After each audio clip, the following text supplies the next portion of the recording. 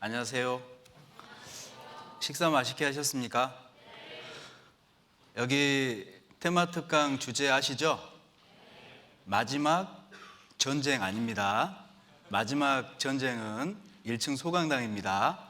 혹시 잘못 찾아오신 분들은 지금 이동하셔도 됩니다. 여기는 마지막 시대 사단의 전략 미디어입니다. 잘 알고 오셨죠? 식사 맛있게 하셨어요? 집 떠나 계신데 고생되는 건 없으십니까? 말이 없어요. 이제 저희 큰아이도 내년이 되면 이제 대학부라 사실은 참 많이 공감이 되는 부분이고, 또 우리 대학부 형제 자매님들께서 사실 마지막 때를 살아가는데 미디어에 취해 살 것이 아니라 정말 하나님을 더 가까이 하는 그런 모습으로 살았으면 좋겠다. 그래서 기도하는 가운데 준비하는데 제 개인적으로도 참 많은 도움이 되었던 말씀이었던 것 같습니다.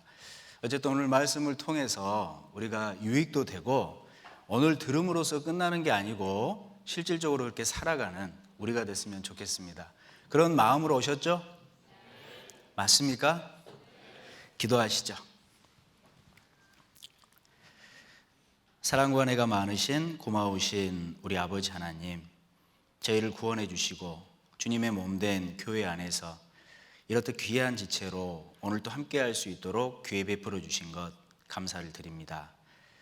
얼마 남지 않은 마지막 때 저희들이 무엇에 취해 살고 또 무엇을 가까이 해야 하는지 더욱 오늘 말씀을 통해 교훈해 주시기를 간절히 기도합니다. 특별히 마지막 때 사단은 미디어라는 악 영향을 통해서 우리를 취하게 하고 그로 인해 하나님을 멀리하고 말씀을 멀리함으로 때로는 그리스도인답지 못하게 살아가게 이끌어가고 있음을 잘 알고 있습니다. 하나님, 오늘 말씀 앞에 우리가 얼마나 마지막 때를 살아가는지, 또 그 마지막 때에 사단이 우리를 어떻게 흔들고 있는지, 또 우리가 거기에서 벗어날 수 있는 방법은 무엇인지 하나님의 말씀을 통해 교훈해 주시기를 간절히 원합니다. 여기 계신 우리 형제 자매님들이 정말 그 말씀을 마음에 채움으로 또 그 말씀을 지킴으로 주님 만나는 그날까지 마땅히 하나님을 더욱 가까이 하고 마음속에 더욱 말씀을 채우는 귀한 시간 될 수 있도록 도와주시옵소서. 특별히 우리 교회에 너무 귀한 미래이기에 또 복음의 주자로서 주님께서 더욱 붙들어 주시고 세워 주시기를 간절히 기도합니다. 서울중앙교회당에서, 광주교회당에서 또 내일까지 계속 진행되는 사무엘 학교 아무 사고 없이 지켜주시고 우리 형제 자매님들 마음속에 의지와 뜻을 가지고 돌아갈 수 있도록, 그래서 24년 더 많은 열매가 우리 교회를 통해 맺혀질 수 있도록 도와주시옵소서. 오늘 말씀의 모든 시종 우리 주님께 의지 드립니다. 우리 개개인의 심령 속에 역사해 주시고 함께 해 주시옵소서. 모든 기도 저희를 사랑하시는 우리 주 예수님의 이름으로 감사하며 기도드렸습니다. 아멘. 저희들 에베소서 5장을 찾겠습니다. 에베소서 5장입니다. 에베소서 5장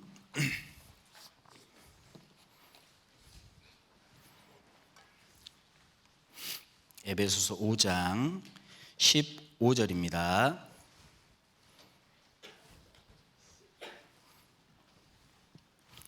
에베소서 5장 15절로 18절까지.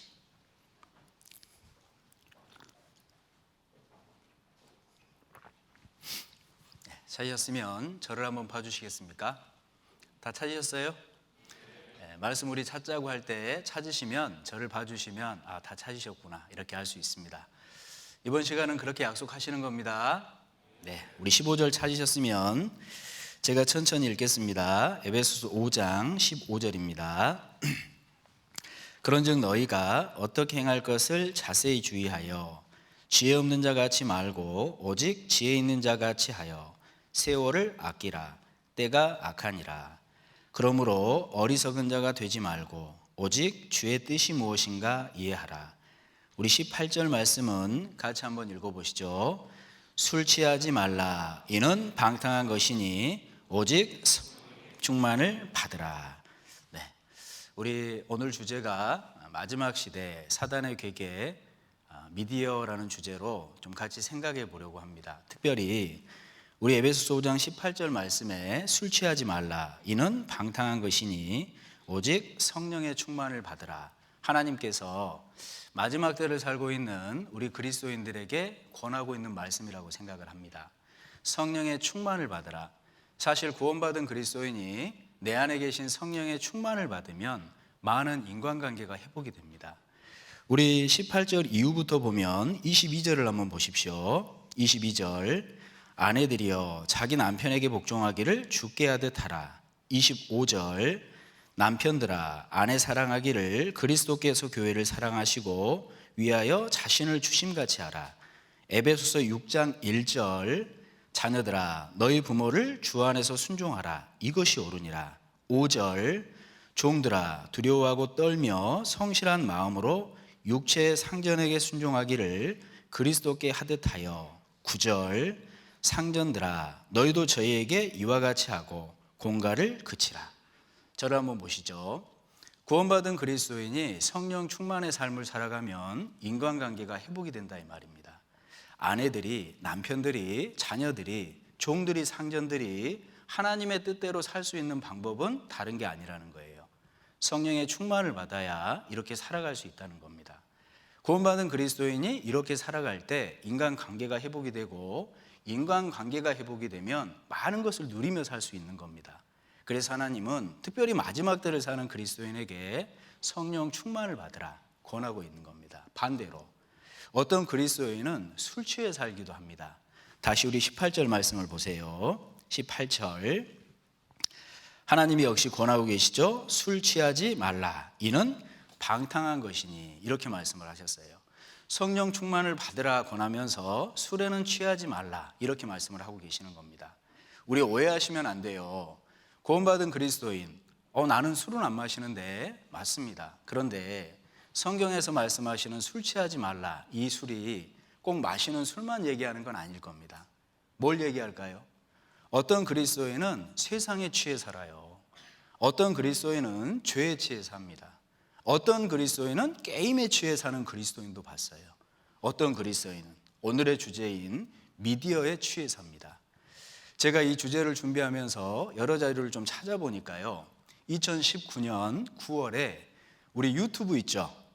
유튜브 그러니까 안드로이드 폰 그걸로만 본 시청 시간이 530억 분이랍니다. 감이 안 잡히죠? 530억 분 그러니까. 제가 몇 년일까로 계산을 해봤더니 10만 년이에요. 그러니까 2019년 9월 우리가 살아가는 이 세상에서 한 달 동안 안드로이드 폰으로만입니다. 뭐 아이패드 또 노트북으로 본 거 이런 건 다 빼고 그것만 530억 분 계산해 보면 10만 년. 정말 하나님께서 술 취하지 말라 이렇게 말하신 것처럼 우리 때 정말 우리는 미디어에 취해 사는 그런 시대인 게 분명한 거예요. 그런데 생각을 해보십시오. 구원받은 그리스도인이 술에 취하면 많은 문제가 생깁니다. 우리 성경 가운데도 술 취해서 많은 문제가 생긴 경우들이 너무나도 많이 있어요. 우리 노아 홍수 사건 그 심판이 있은 이후에 노아가 포도 농사를 시작했습니다. 그것까진 좋은데 포도주를 만들어서 취해버려요. 그렇죠? 근데 그 아들 함이 보고 그 하체를 보고 형제들한테 고하잖아요. 그 사실 때문에 가나안이 저주를 받습니다. 물론 함이 잘한 건 아니에요. 하지만 노아도 잘한 건 아닙니다. 술에 취해서 그런 문제가 생긴 거지 않습니까? 롯도 마찬가지입니다. 하나님께서 그 소돔 심판에서 피하게 도와주셨죠. 그런데 그 딸들이 그 소돔에 있을 때 참 보지 말아야 될 걸 많이 봤나 봅니다. 결국 그 아버지한테 술을 마시게 하고 동침을 하잖아요. 참 생각하기도 거북스러운 그런 일을 행합니다. 사실 그 딸들이 잘못 본 것을 행한 것이 문제죠. 하지만 롯도 술에 취한 게 문제라는 거예요. 사실 이처럼 술에 취하면 많은 문제가 생깁니다. 레위기 10장도 마찬가지입니다. 아론의 아들 나답과 아비후는 하나님께 다른 부를 드렸습니다. 결국 하나님 앞에 죽임을 당했죠. 그 이유가 뭘 것 같아요? 물론 성경 가운데는 자세히 나와 있지는 않지만 하나님께서 그 이후에 하시는 말씀, 독주를 피하라 이렇게 말씀하시는 걸 보면 아마도 술에 취해서 다른 분을 하나님께 드린 것 같습니다. 그래서 성경은요, 술에 취하면 이렇듯 문제가 생기는 거다. 구원받은 그리스도인이 세상에 취하고 죄에 취하고, 구원받은 그리스도인이 미디어에 취해 살면 이런 문제가 생기는 거다 보여주는 거 아닙니까?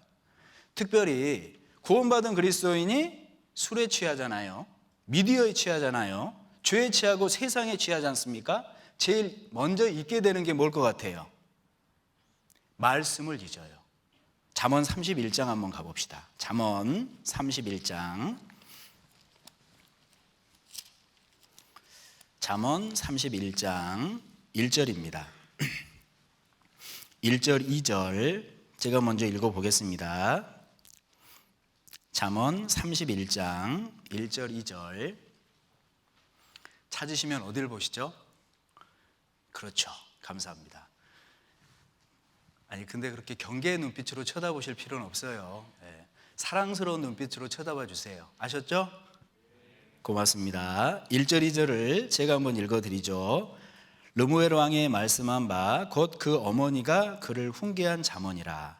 내 아들아 내가 무엇을 말할꼬, 내 태에서 난 아들아 내가 무엇을 말할꼬, 서원대로 얻은 아들아 내가 무엇을 말할꼬.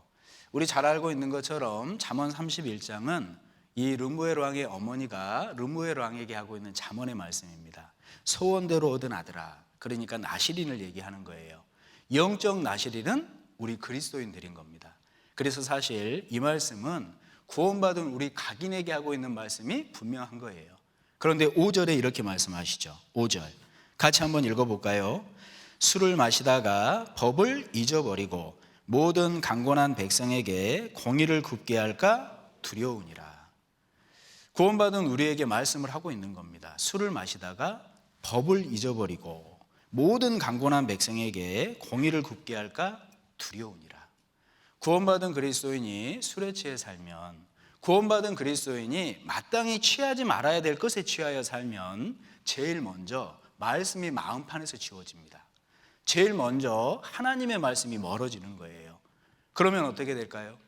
마땅히 그리스도인이 어떻게 살아야 되는지에 대한 방향성을 잃어요. 내가 이 땅에 왜 살아야 되는지 목적을 잃습니다. 그러니까 구원받았다 하지만 세상 사람들처럼 똑같이 살아갈 수 있다는 겁니다.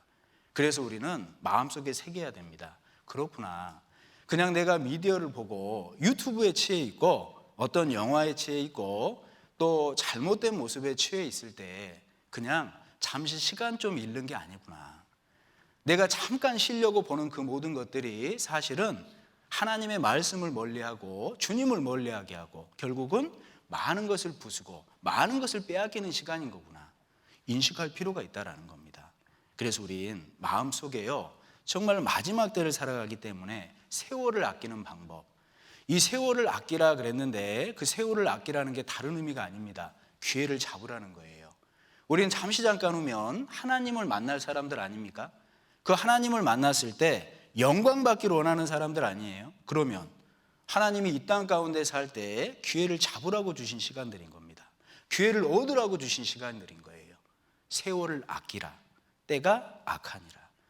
우리 때는 뭐니 해도 여러 가지 사회적인 모습이나 성경의 모습을 봐도 마지막 때가 너무 가까운 그런 시대인 게 분명합니다. 이럴 때 우리 대학생 형제 자매님들 마음속에 새기셔야 됩니다. 그래, 잠시 잠깐 오면 하나님 만날 텐데 내가 하나님이 허락하신 시간을 어떻게 보낼 거냐, 술에 취할 거냐 아니면 성령에 취해 살 거냐 여쭤볼게요. 술에 취해 살아야겠다, 손 한번 들어보시겠어요? 안 계시죠? 벌써 잠에 취해 계신 분은 계셔요. 안 됩니다. 둘째, 그래, 술에 취하지 않고 나는 성령 충만 가운데 살아야겠다, 그렇게 살아야겠다 하시는 분 손 한번 들어봐요. 다 들었죠? 저도 들었습니다. 이거는 뭐냐면 하나님 앞에 우리가 약속한 겁니다. 그래, 내가 오늘 말씀을 통해서 정말 내가 술에 취하지 않고 성령 충만의 삶을 좀 살아야겠다. 그래서 많은 것이 회복이 되고 정말 하나님이 주시고자 하는 많은 것들을 좀 얻고 살아야겠다. 그래서 오늘은 크게 세 가지의 주제로 생각을 해볼까 합니다. 첫 번째, 우리가 얼마나 마지막 시대를 살아가는지 말씀을 통해 좀 확인해 보시자고요. 그리고 그 마지막 시대의 모습을 보면 분명합니다. 사단의 괴계가 보여요. 그 중에 하나가 사람들을 미디어에 취하게 한다라는 그 모습도 분명히 읽을 수 있습니다. 그리고 거기에서 우리는요, 취해 살 게 아니고 정말 그렇게 미디어에서 그 사단의 악 영향에서 벗어날 수 있는 방법이 무엇인지 한번 생각해 봐야 되지 않겠습니까? 그리고 마음에 좀 새겨봐야 되지 않겠어요? 그리고 지켜봐야 되지 않겠습니까? 그로 인해서 하나님이 주시는 기쁨이 무엇인지 누리고 살아야 되지 않겠냐 이 말입니다. 맞죠? 그래서 이 시간 찾아온 거죠? 각오의 눈빛이 보입니다. 그래서 먼저 우리가 좀 생각을 해봅시다. 하나님의 말씀을 통해서 우리가 얼마나 마지막 때를 살아가고 있는지 칠판을 한번 보시겠습니까? 우리가 그래도 정말 영적인 엘리트 사무엘 출신들인데 성경에 나와 있는 인류 역사의 구분표 정도는 그릴 수 있죠? 혹시 몸만 여기 와 있고 마음은 딴 데 두고 온 건 아니죠? 여보세요? 자, 한번 그려봅시다. 우리 하나님은 시편 90편에 영원부터 반듯하죠? 그쵸? 여기 보이지 않는 금이 있습니다. 영원부터 영원까지 계시는 분이다. 시편 90편 2절은 소개하고 있습니다. 그 영원 속에 계시는 우리 하나님이 우리가 살고 있는 인류 역사의 처음부터 끝까지를 계획하시고 운행하고 계셔요. 그 인류 역사 속에 예수님이 오셨습니다. 누가 오셨다고요? 우리가 그냥 마냥 애울 게 아니에요. 성경을 통해서 우리 교회가 그냥 교리를 만든 게 아니고 성경이 인류 역사를 이렇게 구분하고 있다는 걸 아실 필요가 있습니다. 보십시오. 영혼 가운데 계시는 하나님께서 첫사람 아담을 만드셨어요. 어디서 만드셨죠? 그렇죠. 에덴 동산에서 아담을 만드셨습니다. 그리고 창세기 1장부터 11장까지는 인류 역사 전체에 대한 말씀을 하고 계시는 겁니다. 그리고 창세기 12장에서 누구를 부르시죠? 아브라함을 부르고 계세요.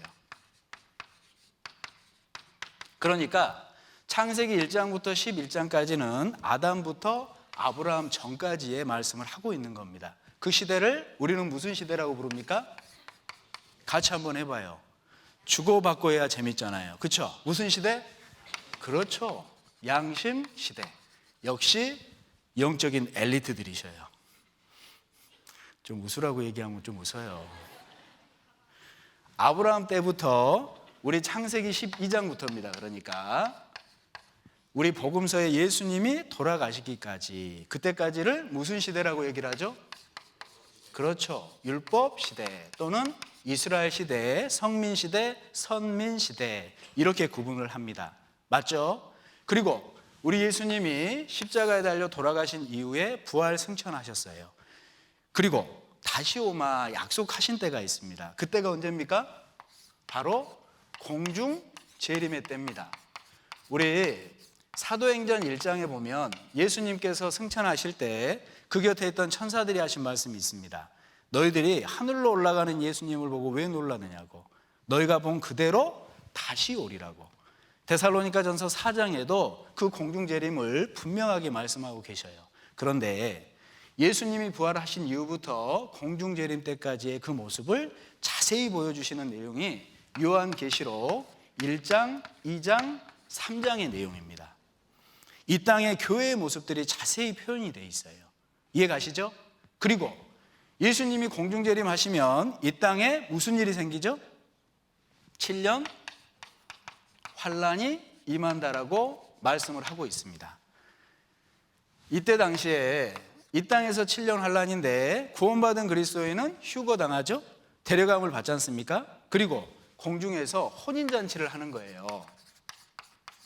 그러다가 이 땅의 7년 환란이 끝났을 때 우리 예수님이 구원받은 크리스찬과 함께 지상 재림한다라고 말씀을 하고 있습니다. 우리 요한계시록 19장 한번 가보세요. 요한계시록 19장. 그러니까 우리가 성경 강연회 때 배우고 있는 인류 역사의 구분표는요, 우리 교회가 나눈 게 아니에요. 성경이 그렇게 말씀을 하고 있다 이 말입니다. 요한계시록 19장 11절을 볼까요?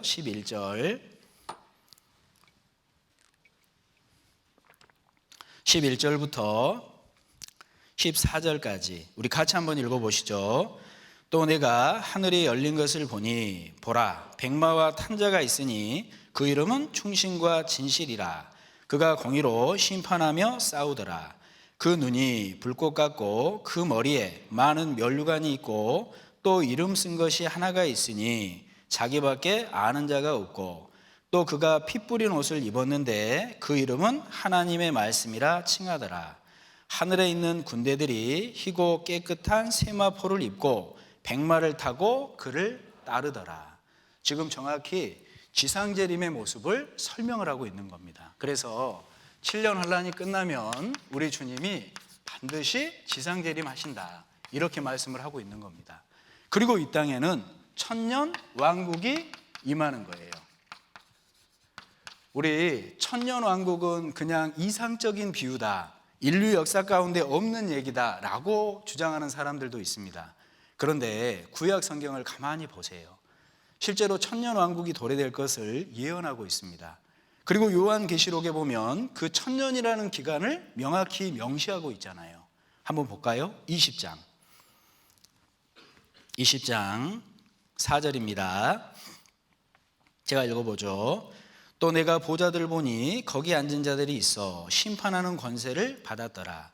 또 내가 보니 예수의 증거와 하나님의 말씀을 인하여 목배임을 받은 자의 영혼들과 또 짐승과 그의 우상에게 경배하지도 아니하고 이마와 손에 글의 표를 받지도 아니한 자들이 살아서, 우리 남은 말씀 같이 한번 읽어보죠. 그리스도로 더불어 천년 동안 왕노릇하니 그랬습니다. 맞습니다. 이 말씀 외에는 천년이라는 단어는 없어요. 하지만 구약 성경에도 천년 왕국에 대한 도래할 것을 예언하는 많은 말씀들이 있습니다. 본문에서는 그 기간이 천년이다라고 명확히 제시하고 있는 거예요. 그래서 우리는 이 천년 왕국 역시도 마땅히 이 땅 가운데 있는 역사라는 걸 알 필요가 있습니다. 그리고 요한계시록 21장에 보면 하나님이 맨 처음에 만드셨던 천지가 없어지고 새 하늘과 새 땅이 내려왔다라고 얘기를 하고 계시죠. 그 새 하늘과 새 땅은 영원한 세상을 얘기하는 겁니다. 그래서 보십시오. 요한계시록 21장 1절을 기준으로 요한계시록 20장의 후반부는 영원한 지옥에 대한 말씀을 하고 있어요. 찾아보십시오. 그리고 요한계시록 21장은 영원한 천국에 대한 말씀을 하고 있습니다. 그리고 요한계시록 22장은 이 모든 것을 아는 너희는 준비해라, 경건해야 되는 거다, 할 수 있는 대로 주님의 일에 함께 해야 되는 거다. 왜? 주님 곧 오실 테니까. 실제로 성경은 이렇게 역사 구분을 명확히 하고 계십니다. 특별히 말씀드린 것처럼 7년 환란은 요한계시록 6장부터 19장까지의 내용이에요. 그리고 우리가 살고 있는 은혜 시대라고 하는 부분이 예수님이 우리의 모든 죄 때문에 죽으셨다가 부활 승천하신 이후에 공중재림하시겠다, 이때까지가 요한계시록 1장, 2장, 3장의 내용입니다. 요한계시록 1장은 사도 요한이 부활하신 예수님을 보는 모습인 거예요. 요한계시록 2장과 3장은 이 땅에 있는, 그러니까 은혜 시대 가운데 교회의 모습을 자세히 설명을 하고 있습니다. 구분을 해보죠. 예수님 이후에 AD 100년, 이때 교회의 모습을 에베소 교회의 모습으로 보여주고 계셔요. 이 에베소 교회의 모습은 사도 시대입니다. 무슨 시대라고요? AD 100년 이후에 AD 313년 콘스탄틴 왕제가 기독교를 국가 공인화합니다. 이해 가시죠? 이때까지를 속사도시대, 교부시대 이렇게 불러요. 이때를 성경은 뭐라고 얘기하시냐면 서머나 교회다, 이렇게 모습을 설명을 하고 있습니다. 그리고 AD 313년 이후에 AD 590년, 이 AD 590년은 교황제도가 확립된 행거예요. 그러니까 이 기간은 뭐라고 부르냐면 국가 교회 시대다, 이렇게 불러요. 그러면서 성경은 버가모 교회의 모습을 설명을 하고 있습니다. 이해 가시죠? 그리고 AD 590년부터 1517년까지 1517년이 무슨 일이 있었는지 혹시 아세요? 루터가 종교 반박문을 냈던 그때입니다. 이해가시죠? 그때까지를 성경은 무슨 시대라고 얘기하냐? 두아디라 교회라고 얘기를 하고 있습니다. 그러니까 이때는요, 중세 카톨릭 시대인 거예요. 이해가시죠? 그리고 1517년부터 1700년 정도까지는 다른 게 아닙니다. 영적 암흑 시대라고 불러요. 루터와 같은 깨어있는 사람 외에는 다들 영적으로 죽어 있었던 시대. 그래서 이때 당시를 사대교회다라고 부릅니다. 그리고 실제로 18세기를 영적 부흥 시대라고 불러요. 그것이 바로 빌라델비아 교회 시대인 거예요. 이 빌라델비아 교회 시대에 정말 복음의 일꾼들이 일어나서 힘있게 복음을 전합니다. 그래서 영적으로 부흥했던 그 시대, 빌라델비아 교회 시대입니다. 그리고 마지막 교회의 모습이 뭐죠? 이게 가장 중요하거든요. 칸을 잘못 그렸는데 보십시오. 마지막 교회 같이 한번 읽어보죠. 뭐라고요? 라오디게아 교회가 마지막입니다. 그리고 이 교회 이후에 다른 교회는 없어요. 4장 한번 가봐요. 요한계시록 4장. 요한계시록 4장 1절입니다. 1절 찾으셨습니까? 같이 한번 읽어보시죠. 이일 후에 내가 보니 하늘에 열린 문이 있는데 내가 들은 바 처음 내게 말하던 나팔 소리 같은 그 음성이 가로되 이리로 올라오라. 이후에 마땅히 될 일을 내가 네게 보이리라 하시더라. 2장과 3장에 이 땅에 있던 7교 교회에 이리로 올라오라 이렇게 말씀을 하고 있습니다. 그러니까 들림받고 있는 모습인 거예요. 그리고 난 이후에 구원받은 그리스도인은 혼인잔치, 그리고 이 땅은 7년 환란 속으로 들어가게 되는 겁니다. 그래서 실제로 그 마지막 교회의 모습이 라오디게아 교회의 모습이다라는 걸 알 수 있어요. 그런데 주의 깊게 라오디게아 교회의 모습을 살펴보십시오. 우리 때의 모습과 너무 닮아 있어요. 한번 가볼까요? 요한계시록 3장 14절입니다. 3장 14절. 우리 14절부터 18절까지 제가 한번 읽어드릴게요. 라오디게아 교회 사자에게 편지하기를 아멘이시오. 충성되고 참된 증인이시오. 하나님의 창조의 근본이시니가 가라사대 내가 내 행위를 아노니 네가 차지도 아니하고 더웁지도 아니하도다. 네가 차든지 더웁든지 하기를 원하노라. 네가 이같이 미지근하여 더웁지도 아니하고 차지도 아니하니 내 입에서 너를 토하여 내치리라. 내가 말하기를 나는 부자라. 부유하여 부족한 것이 없다 하나 내 공고한 것과 가련한 것과 가난한 것과 눈먼 것과 벌거벗은 것을 알지 못하도다. 우리 18절 같이 읽어보죠. 내가 너를 권하노니 내게서 불로 연단한 금을 사서 부유하게 하고 흰 옷을 사서 입어 벌거벗은 수치를 보이지 않게 하고 안약을 사서 눈에 발라보게 하라. 이렇게 말씀하셨습니다. 마지막 교회 라오디게아 교회에 하나님께서 말씀하시는 내용은 다른 내용이 아닌 겁니다. 너희들은 미지근하지 않냐. 한번 생각해 보십시오. 라오디게아의 교회에 말씀을 하고 있는데 마치 우리 때의 모습과 너무 닮아 있다는 거예요. 첫 번째, 하나님에 대한 열정이 식어가는 시대, 하나님에 대한 간절함이 점점 사라지는 시대. 우리 누가복음 18장에 보면 간절히 부탁하는 과부의 모습이 나옵니다. 그때 뭐라고 말씀을 하고 있습니까? 마지막 때 그리스도인들의 모습이 이런 간절함이 없어질 수 있다. 그때 심판하겠다. 인자가 올 때에 세상에서 믿음을 보겠느냐? 거기에서 말씀하시는 믿음이 어떤 믿음입니까? 간절한 믿음인 거예요.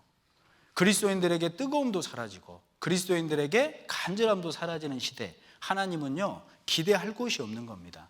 그러면 마땅히 심판밖에 남는 거 아닙니까?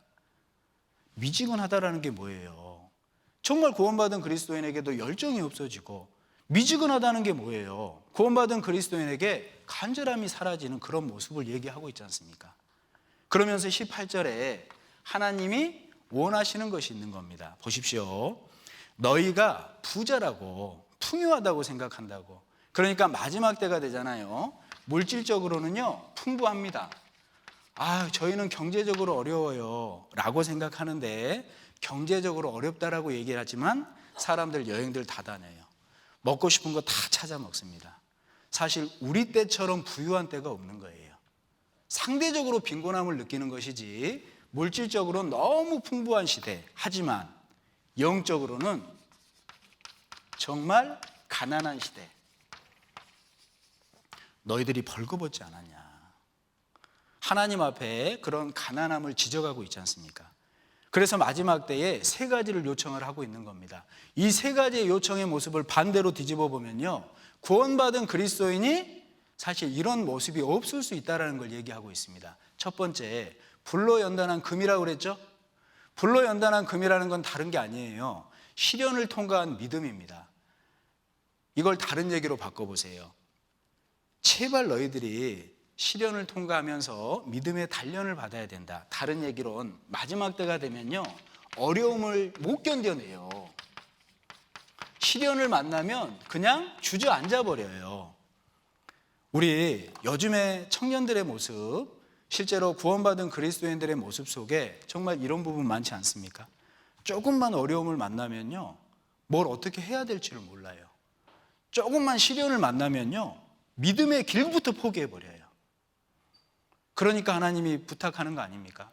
불로 연단한 금을 사라. 어려움을 만났을 때 그것이 믿음의 단련의 도구가 될 수 있으니까 좀 이겨내봐라. 바꿔 말하면 우리 때는 어려움을 못 이겨낸다 이 말입니다. 그리고 또 뭘 얘기하고 계십니까? 흰 옷을 입어 벌거벗은 수치를 보이지 않게 하라 그랬어요. 근데 우리 때 정말 희한한 일들이 많습니다. 회개 없는 구원이 많아요. 지옥 없는 천국이 많아요. 하나님을 믿는다고는 하는데 어떤 얘기를 합니까? 이 땅에서 잘 살려고 하나님 믿는데요. 그러니까 우리 시대의 모습을 보면 거짓 구원이 너무나도 많다는 거예요. 기복신앙이 너무나도 많다는 겁니다.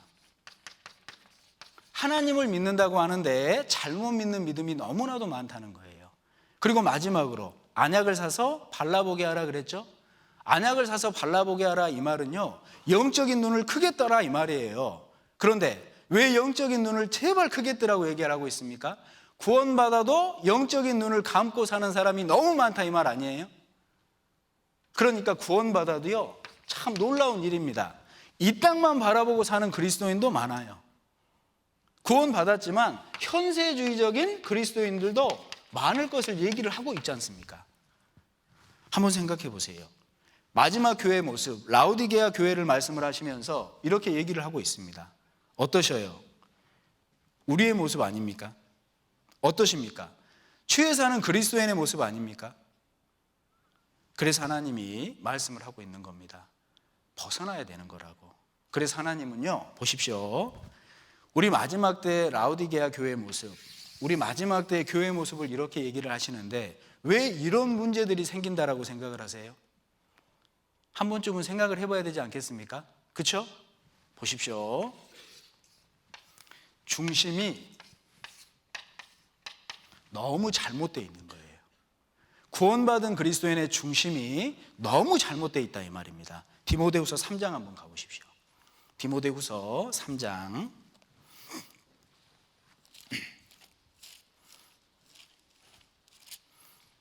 3장 1절입니다. 1절.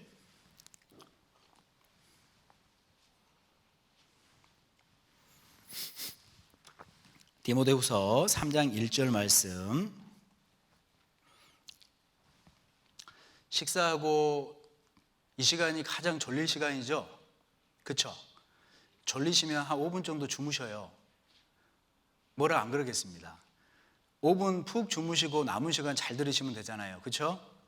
계속 막 이겨내려다가 온종일 못 들으시면 안 되고 한 5분 정도 푹 주무세요. 그런다고 진짜 엎드려 자면 안 됩니다. 진짜 상처받아요. 디모데후서 3장 1절 말씀부터 5절까지 제가 한번 읽어보겠습니다. 네가 이것을 알라. 말세에 고통하는 때가 이르리니. 그러니까 그 말세에 대한 모습을 얘기하십니다. 사람들은 자기를 사랑하며 돈을 사랑하며 자긍하며 교만하며 회방하며 부모를 거역하며 감사치 아니하며 거룩하지 아니하며 무정하며 원통함을 풀지 아니하며 참소하며 절제하지 못하며 사나우며 선한 것을 좋아 아니하며 배반하여 팔며 조급하며 자고하며 쾌락을 사랑하기를 하나님 사랑하는 것보다 더하며 경건의 모양은 있으나 경건의 능력은 부인하는 자니 이 같은 자들에게서 네가 돌아서라. 그렇게 말씀하셨습니다. 마지막 때가 되면 중심이 너무 잘못될 것을 말씀을 하고 있는 겁니다. 보십시오. 자꾸 칠판 쪽으로 가니까 잠도 못 자겠죠? 왔다 갔다 하니까. 보세요. 마지막 때에 사는 사람들의 중심이 이렇다는 겁니다. 어떤 중심이냐? 온통 자기 중심이라는 거예요. 마지막 때를 사는 그리스도인들이 뭘 중심으로 사냐? 온통 돈 중심이라는 거예요. 마지막 때를 사는 사람들의 중심에 뭐가 있냐? 쾌락 중심이라는 거예요. 하나님은 안중에도 없고 쾌락만을 쫓는 모습으로 산다는 겁니다. 그리고 하나님을 믿는다라는 사람들도 경건의 모양은 있지만 능력은 부인하는 거다. 그래서 네 번째는요, 경건의 모양만 갖추고 산다 이 말이에요. 외형적인 종교 생활을 얘기를 하고 있지 않습니까? 그래서 정말 마지막 때 중심이요, 자기 중심으로 바뀌고 돈 중심으로 바뀌고 쾌락 중심으로 바뀌고 경건의 모양은 있지만 진정한 능력은 없는 거짓 믿음. 실제로 중심이 이렇게 바뀌니까 마지막 때의 모습이요, 이런 모습이 가득해져 가는 겁니다. 그럼 한번 생각해 보세요. 세상이 또 구원받은 그리스도인들마저도 저러한 모습으로, 저러한 중심으로 잘못되면 세상은 어떻게 될 것 같아요? 반드시 질서는 깨지게 되어 있습니다. 세상이 어떻게 바뀔 것 같아요? 인간관계는 깨지게 되어 있어요. 가정도 깨지고 사회도 깨지고 모든 것이 깨지게 되어 있습니다. 그렇지 않겠습니까? 저렇게 살면 어떻게 될 것 같아요? 이 세상에 악은 더욱 많아질 거예요. 사랑은 점점 식어질 거예요. 마지막 때 경건한 자를 찾아보긴 어려울 겁니다. 시편 12편이 그 말씀을 하고 있는 겁니다. 한번 가볼까요? 시편 12편. 시편 12편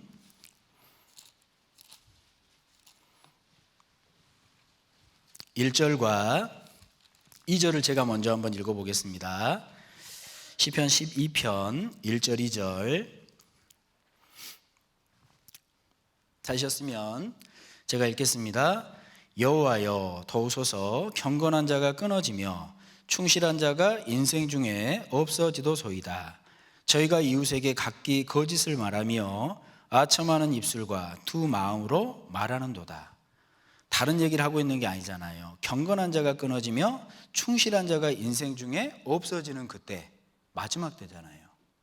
사람들이 두 마음을 품는 그때, 중심이 잘못된 그때, 마땅히 잘못된 것에 취해 사는 그때, 마지막 때잖아요. 우리 넘겨서 8절을 봐보세요. 8절.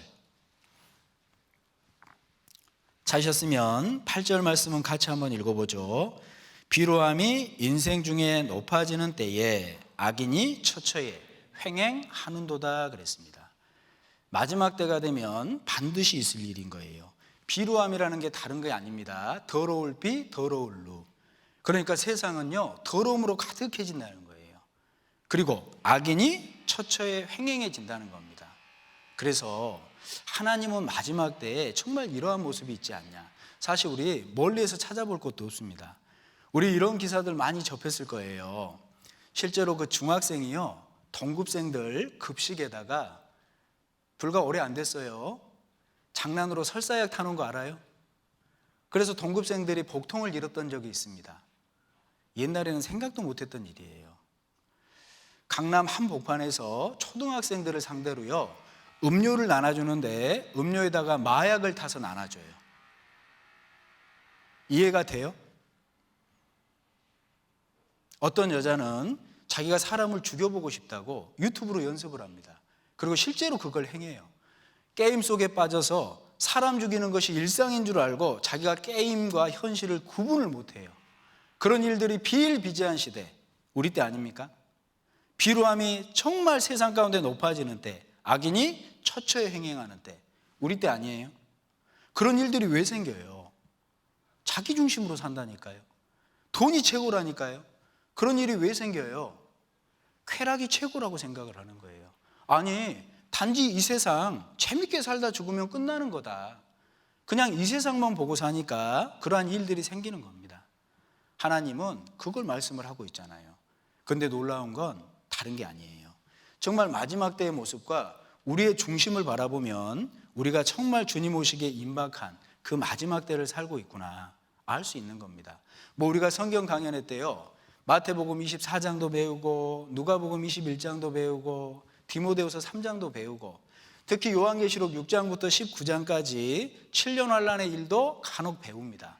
그런데 실제로 그 모든 징조 이전에요, 정말 주님 오시기에 가까운 그때의 징조는 인간성의 타락이에요. 인간 사람들의 중심이 잘못돼 가는 모습인 겁니다. 마지막 때가 되면 비루함이 많아지고 악인이 처처에 행행해지는 그때, 바로 우리 때를 얘기를 하고 있지 않습니까? 지금 당장 주님 오셔도 사실은 할 말 없는 때를 우리가 살아가고 있는 겁니다. 형제자매님들, 저를 한번 봐주시죠. 여쭤볼게요. 마지막 때에 왜 구원받은 그리스도인들마저도 저렇게 하나님에 대한 열정과 간절함이 사라져가는 걸까요? 왜 구원받은 그리스도인들마저도 중심이 저렇게 잘못되어져 가는 걸까요? 왜 이 세상은 악인이 활보하는 걸까요? 왜 이 세상은 비루함이 이렇게 높아지는 걸까요? 물론 여러 가지 이유가 있을 겁니다. 그런데 우리가요, 부인하지 못하는 한 가지가 있어요.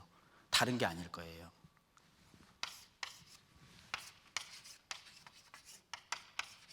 뭐예요? 오늘의 주제, 미디어입니다. 말씀드렸죠. 2019년 기준입니다. 그때 당시에 사람들이 9월 한 달 동안 530억 분 유튜브에 취해 살았다고 그랬잖아요. 정말 미디어에 취해 있는 시대인 건 분명한 겁니다.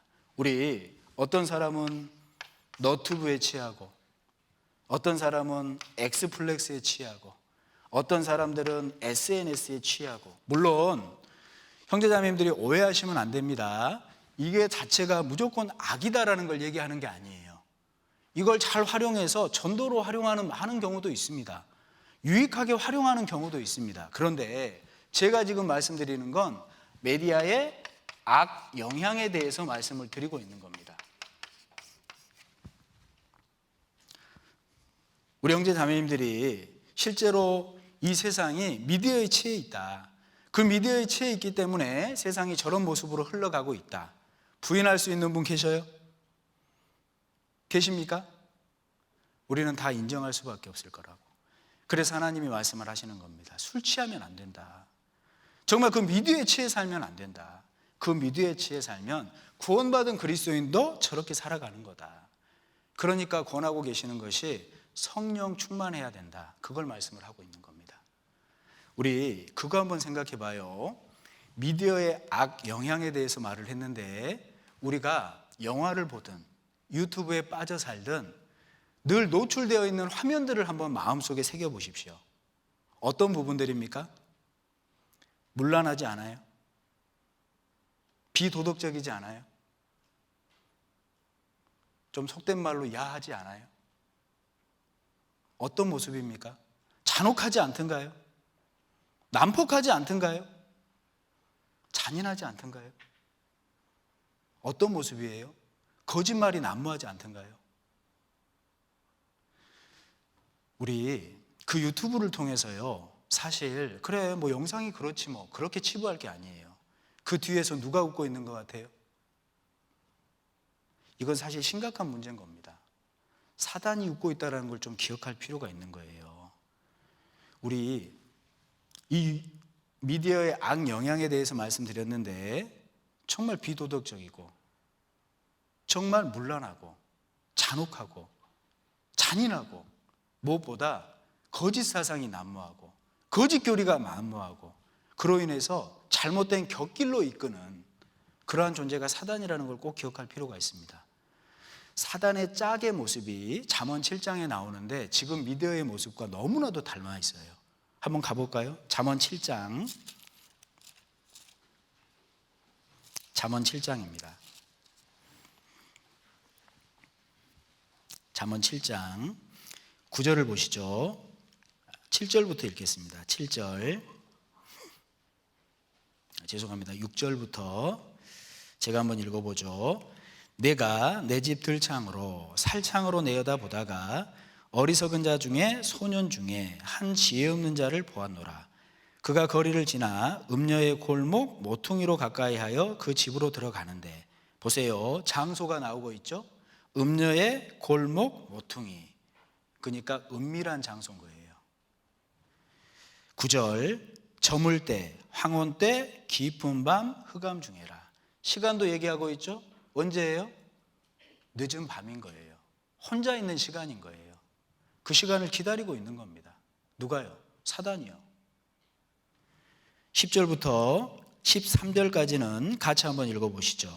그때에 기생의 옷을 입은 간교한 계집이 그를 맞으니 이 계집은 떠들며 완패하며 그 말이 집에 머물지 아니하여 어떤 때는 거리 어떤 때는 광장 모퉁이에 서서 사람을 기다리는 자라.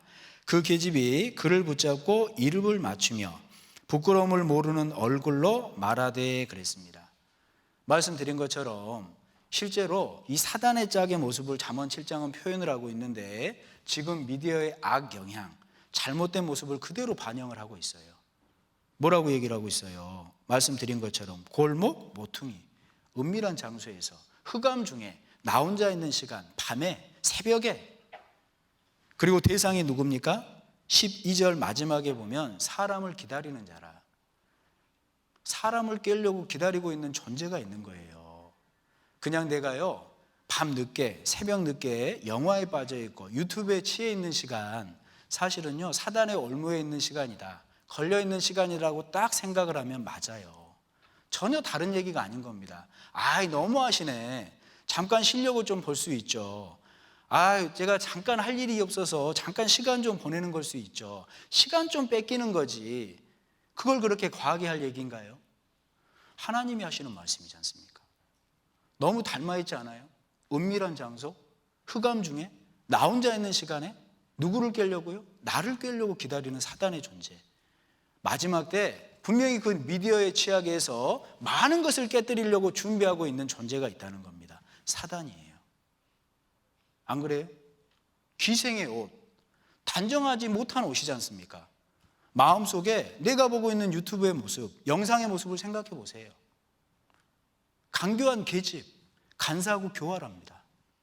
요즘 그런 모습들 많을걸요? 그리고 뭐라고 얘기했어요? 떠들며 완패하며. 얼마 시끌시끌해요.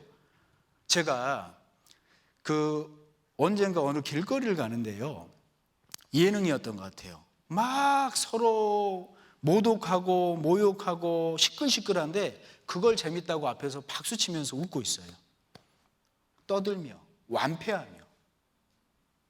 정확히 동일한 모습 아닙니까? 그리고 뭐라고 말씀하십니까? 그 계집이 그를 붙잡고 입을 맞추며 부끄러움을 모르는 얼굴로 말하고 있다는 거예요. 부끄러움이 뭔지도 몰라요. 아니, 참 이런 말씀 드리기 죄송한데 옷을 다 벗고 나와서 부끄러움이 뭔지도 모르고 사람들한테 돈이 전부라고. 그런 모습들이 얼마나 많습니까? 제가 이 모습과요, 우리가 보고 있는 이 미디어의 모습을 좀 비교하려고 자료로 만들다가 포기했습니다. 왜 그랬을 것 같아요?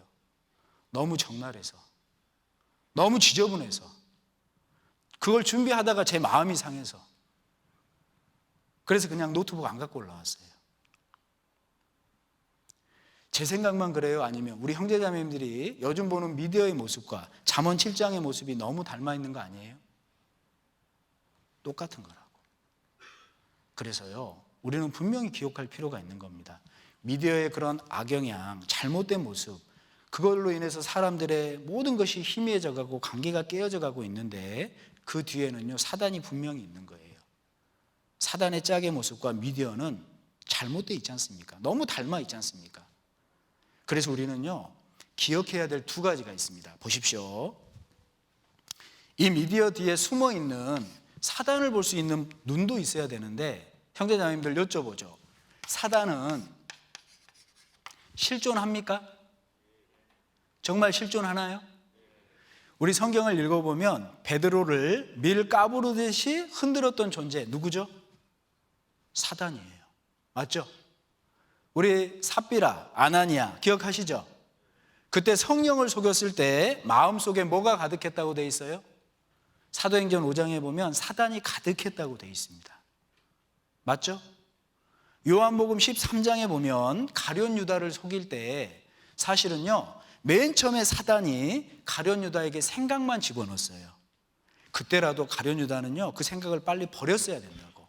그런데 그걸 버리지 못하니까 사단이 떡 조각을 먹을 때 같이 들어갔다고 되어 있습니다. 한번 가볼까요? 요한복음 13장.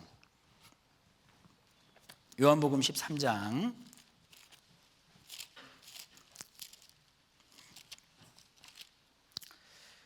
1절부터 봐보시죠. 1절과 2절을 제가 한번 읽어보겠습니다. 유월절 전에 예수께서 자기가 세상을 떠나 아버지께로 돌아가실 때가 이른 줄 아시고 세상에 있는 자기 사람들을 사랑하시되 끝까지 사랑하시니라. 우리 2절 같이 읽어보죠. 마귀가 벌써 시몬의 아들 가룟 유다의 마음에 예수를 팔려는 생각을 넣었더니, 이때라도 이 생각을 빨리 버렸어야 된다고요. 그렇지 않습니까? 우리 시편 1편 1절 말씀 기억하십니까? 복 있는 자는 악인의 꾀를 좇지 아니하며 죄인의 길에 서지 아니하며 오만한 자의 자리에 앉지 아니하고 그랬어요. 무엇을 말씀하고 있어요? 악인의 꾀, 생각으로 사단은 역사합니다. 그런데 그걸 버리지 못하면 죄인의 길, 그게 습관이 돼요. 그리고 시간이 지나면 오만한 자의 자리, 그게 고착화되는 겁니다. 어떤 사람이 부정적이에요. 하루아침에 그렇게 부정적으로 변했을 것 같아요? 어떤 사람은 너무 긍정적입니다. 그 모습이 하루아침에 가능할 것 같아요? 습관이 됐던 거예요. 그것이 이제 그 사람이 되는 겁니다. 우리는요, 정말 그 사단의 실존을 생각할 필요가 있다고. 베드로를 밀 까부르듯이 까불었던 그 사단, 아나니아와 삽비라 마음속에 가득했던 사단, 가룟 유다 마음에 그 생각을 집어넣었던 사단, 그때라도 버렸어야 되는데 버리지 못하니까 사단이 그 속으로 쏙 들어갑니다. 13장 27절 같이 한번 읽어보시죠. 조각을 받은 후 곧 사단이 그 속에 들어간지라. 이에 예수께서 유다에게 이르시되 내 하는 일을 속히 하라 하시니. 결국 유다는 예수님을 팝니다. 그리고 스스로 목숨을 끊습니다. 우리 사도행전까지 연결해서 보면요, 배가 터져서 창자가 흘러나왔다고 되어 있어요. 그렇게 비참한 죽음이 어디 있어요? 맨 처음에 사단이 생각으로 역사했는데 거기서 취해서 헤어나오지를 못하니까 결국은 행동까지 옮기잖아요. 그리고 그 결국이 너무 비참하잖아요. 사단의 실존을 반드시 생각할 필요가 있다는 겁니다. 그리고 우리가 꼭 기억해야 될 건, 이건 정말 심각한 부분인데, 사단은 우리에게 자꾸 저 미디어에 취하게 함으로써 빼앗는 것들이 있는 거예요. 사단은 저 미디어에 취하게 함으로써 우리의 모든 것을 망가뜨리려는 작전이 있는 겁니다. 형제자매님들이 사단의 많은 이름들을 성경을 통해 들어봤을 겁니다. 사단이라는 이름은 대적자라는 뜻이에요. 그렇죠? 하나님의 뜻에 늘 대적합니다. 내가 하나님의 뜻대로 살려고 하면 저항하려고 하는 존재가 사단인 거예요. 구원받았지만 내가 하나님과는 아무 상관이 없어요. 아무 뜻대로 살고 싶지가 않아요. 그 사람은 건들지도 않습니다. 그런데 그래, 내가 이렇게 살면 안 되지, 하나님의 뜻대로 살아야지, 마지막 때인데 이렇게 결심하죠? 참 희한합니다.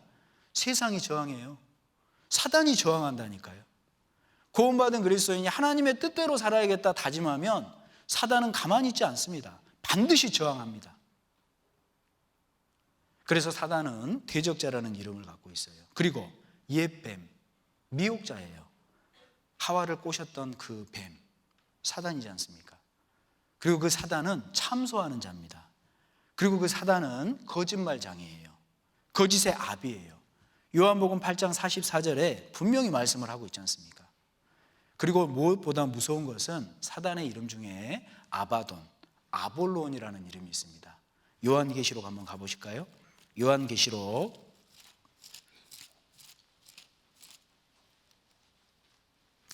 9장입니다. 요한계시록 9장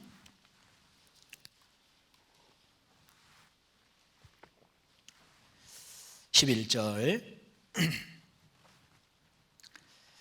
요한계시록 9장 11절, 사단을 이렇게 표현을 하고 있습니다. 같이 한번 읽어보시죠.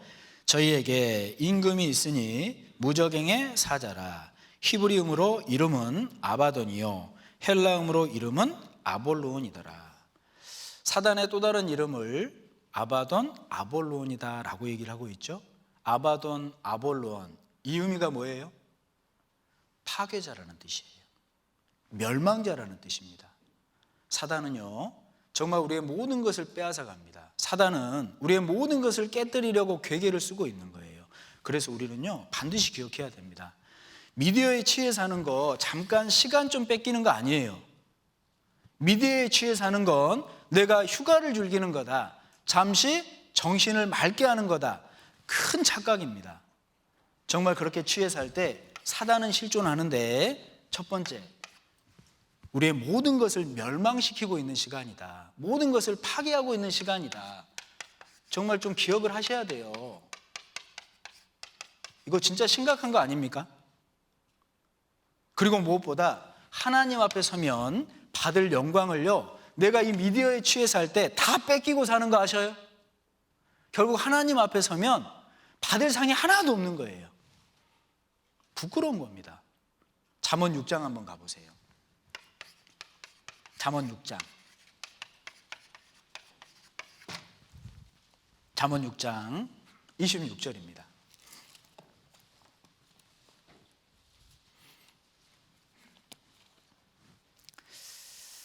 잠언 6장 26절. 찾으셨으면 우리 이 말씀도 같이 한번 읽어보시죠.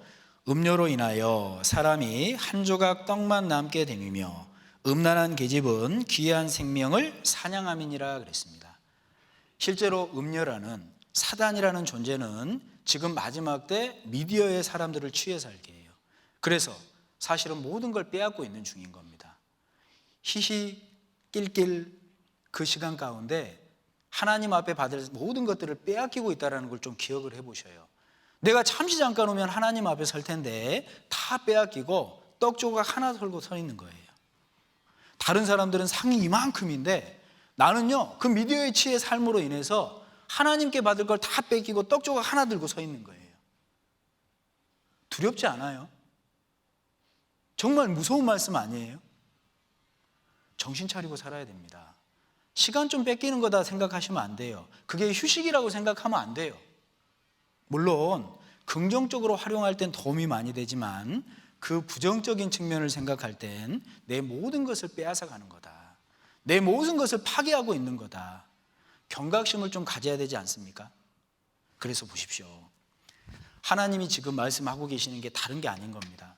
우리가 얼마나 마지막 때를 살고 있는지 좀 기억해야 되지 않아요? 우리 요한계시록 22장에 보면 이 책의 말씀을 임봉하지 말라, 때가 가까우니라 그랬습니다. 실제로 요한계시록 1장 1절에 보면요, 이 요한계시록을 기록한 이유가 뭐냐, 보이시려고 기록한 책인 거예요. 그런데 사실 10년, 20년 전만 해도 요한계시록의 내용이 이해되지 않는 내용들이 많았습니다. 제가 중학생 때, 그러니까 지금부터 약 35년 정도 그 전에 제 친구 중에 어머니 한 분이 제가 그 친구 집에 놀러 갈 때마다 했던 얘기가 있어요. 종천아, 요한계시록 13장에 이 666 얘기가 있는데 곧 이렇게 될 거래. 사람들이 이걸 이용해서 모든 걸 사고 팔 거래.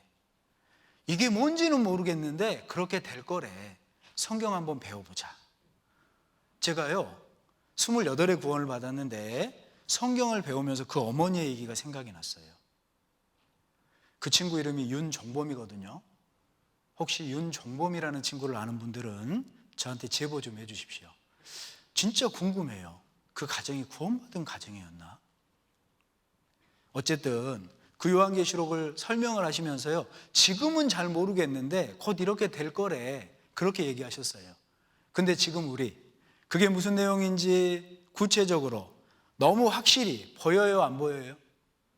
보이는 시대에 살고 있지 않습니까? 불과 얼마 전에 풀리지 않던 모든 요한계시록의 내용이 지금은 문자적으로 구체적으로 다 풀려 있어요. 6장부터 19장까지가 7년 환란에 대한 얘기라고 그랬잖아요. 그렇죠? 앞으로 될 일이 다 풀려 있다, 이 말은 이 책의 말씀을 임봉하지 말라, 때가 가까우니라. 정말 가까웠다는 거예요. 심각하게 생각할 때 아닙니까? 그런데 이 마지막 때 사단은 가만히 있지 않습니다. 그리스도인을 취하게 할 거예요. 뭘로? 미디어라는 도구를 통해서. 결국은요, 내 모든 것을 망가뜨릴 거라고. 결국은 하나님 앞에 받을 모든 것을 빼앗아 갈 거라고요. 형제자매님들, 이거 그냥 건성으로 들을 얘기예요? 심각하게 생각해 봐야 될 문제예요?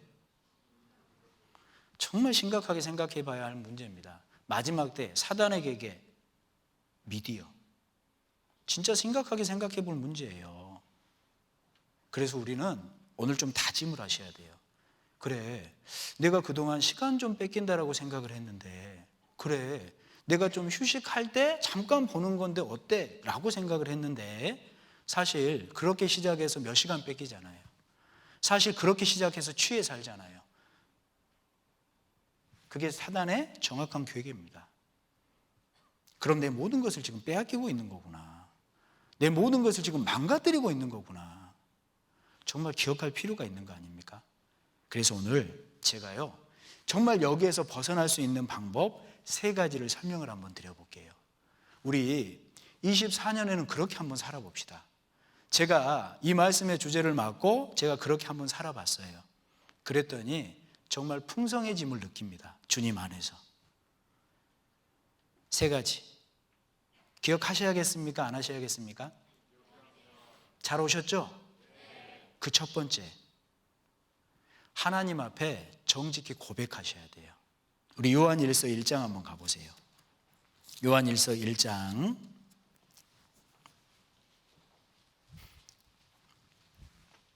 요한일서 1장 9절 말씀입니다.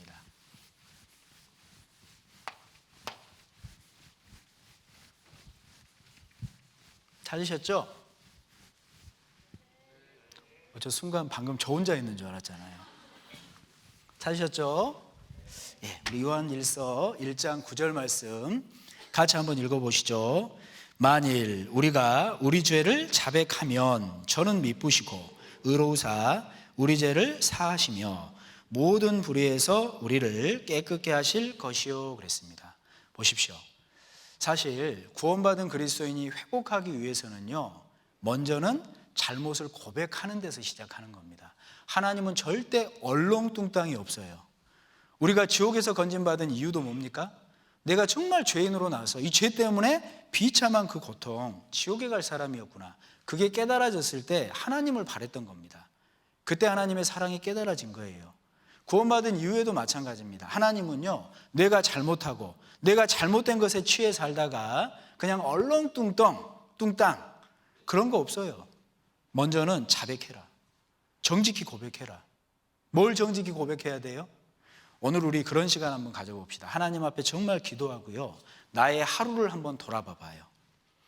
그래서 나는 정말 미디어에 취해 사는 사람인지 그렇지 않은 사람인지, 내가 하루를 보내면서 정말 유튜브나 넷플릭스나 잘못된 부정적인 영향에 얼마나 많은 시간을 보내고 사는지, 진짜 먼저 돌아보는 데서 시작인 거예요.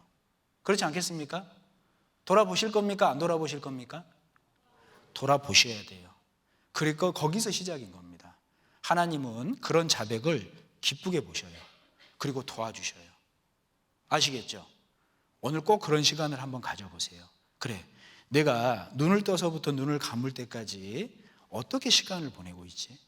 내가 미디어에 취해 살고 있는지 그렇지 않은지, 취해 살지 않다 할지라도 정말 내가 이 미디어의 부정적인 영향을 받는데 보내는 시간이 얼마나 되는지 정직하게 한번 돌아보셔요. 그리고 하나님 앞에 기도해 보세요. 하나님은 반드시 도와주십니다. 그리고 정말 그것이 깨달아졌다면요, 이제 하나님 앞에 그 시간들을 좀 버리려고 하셔야 돼요. 그렇지 않겠습니까? 하나님 앞에 그런 시간들을 버리려는 의지가 중요하다 이 말입니다. 우리 신앙생활하는 모습도 한번 가만히 생각을 해보세요. 특히 우리 사무엘 학교 이렇게 오셨는데, 사무엘 학교 오시면 잠자는 거 편해요, 불편해요? 편불편해요? 불편하시죠? 말씀 듣는데 사실 우리는 육신이 있습니다. 결코 쉬운 시간은 아닐걸요? 뭐 반찬을 맛있게 해주시지만 때론 입맛에 안 맞을 수도 있죠. 그렇죠? 이 일주일이라는 시간이 사실 쉬운 시간은 아닐 겁니다. 그런데 의지가 없으면 올 수 있어요, 못 와요? 절대 못 오는 거예요. 하나님이 우리에게 원하시는 게 뭔지 아세요? 신앙생활을 하기 전에 의지를 가지라는 거예요. 의지를 가져야 된다는 거예요. 왜? 신앙생활은 결코 넉넉한 길이 아니거든요. 신앙생활은 결코 쉬운 길이 아니거든요. 우리 잠언 이 말씀 한번 가볼까요? 잠언 15장 하나 한번 가보세요. 정말 이 말씀이 너무 감사한 말씀입니다. 15장 24절을 한번 가보시죠. 24절. 잠언 15장 24절 찾으셨으면 우리 말씀은 같이 한번 읽어보시죠. 지혜로운 자는 위로 향한 생명길로 말미암음으로 그 아래에 있는 음부를 떠나게 되느니라 그랬습니다. 지혜로운 자는 어디로 향한 생명길이요? 위로 향한 생명길이래요. 그러니까 구원받은 그리스도인의 신앙생활을 위로 올라가는 것이다 라고 표현을 하고 있어요. 위로 올라가는 건 쉬운 일입니까? 어려운 일입니까? 어려운 일이에요. 그러니까 의지가 없으면 못 가는 길이라 이 말이에요. 그래서 우리 이스라엘이요, 이 포로 생활 가운데 있다가 다시 하나님의 그 약속의 땅으로 돌아가라는 명을 받았습니다. 그렇죠? 그런데 그 땅으로 돌아가는 일은 쉬운 일입니까? 어려운 일입니까? 어려운 일이에요. 가면요, 성전 지어야 되거든요. 가면 성벽도 만들어야 되거든요. 그런데 대적도 많거든요. 쉬운 일이 절대 아니라는 거예요. 그래서 에스라 7장에 보면 뭐라고 말씀하시는 줄 아십니까? 누구든지 올라가려는 뜻이 있는 자는 올라가라고 돼 있어요. 바꿔 얘기하면 뜻이 없으면 올라갈 수 있어요, 못 올라가요? 주저앉는 거예요. 그래서 구원받은 그리스도인이 신앙생활을 잘하려면요, 내가 먼저 의지를 좀 가져야 되는 겁니다. 내가 미디어에 취해 살지 않으려면 하나님 앞에 정직한 고백도 중요하지만, 그래, 내가 정말 잘못된 시간을 하나님 앞에 너무 많이 뺏기고 살았구나. 사단이 내 모든 것을 너무 많이 파괴하고 있었는데 내가 몰랐구나. 그러면 내가 이걸 좀 버려야겠다. 의지와 뜻이 있는 사람을요, 하나님은 도우시는 겁니다. 우리 그 이스라엘 1년에 3차례 성전에 올라오라는 명령을 하셨어요. 근데 성전에 올라올 때마다 처음 익은 열매가 필요합니다. 근데 하나님은 그 6월절, 77절, 초막절에 올라갈 때마다 이스라엘 땅에 처음 익은 열매를 늘 주셨어요. 6월절 때는 보리를 주셨고, 77절 때는 밀이 익을 때예요. 초막절 때는 과일이 익을 때입니다. 그러니까 마음만 가지고 올라가고자 하면 처음 익은 열매를 가지고 올라갈 수 있었어요. 하나님은요, 올라가려는 뜻이 있는 사람에게 채워주시는 게 반드시 있는 겁니다. 그리고 올라가려는 뜻이 있는 사람은 오히려 지켜주셔요. 그리고 할 수 있도록 지경도 넓혀주세요. 출애굽기 34장도 한번 가보십시오. 출애굽기 34장 23절 24절